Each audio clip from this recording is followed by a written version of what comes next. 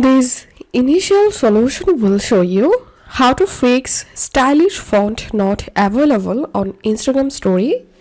Method 1. Check account privacy.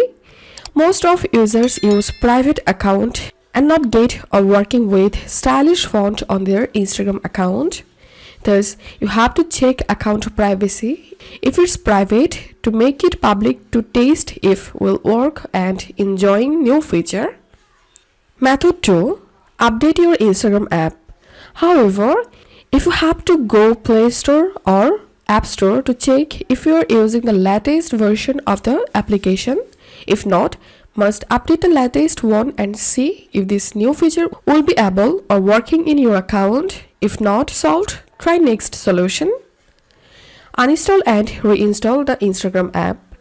From software glitches or other issues, your account of Instagram might not receive latest updates such as Instagram fonts. Thus, you are required to try this solution of uninstall app from your device and reinstall it. And last solution is reboot your device.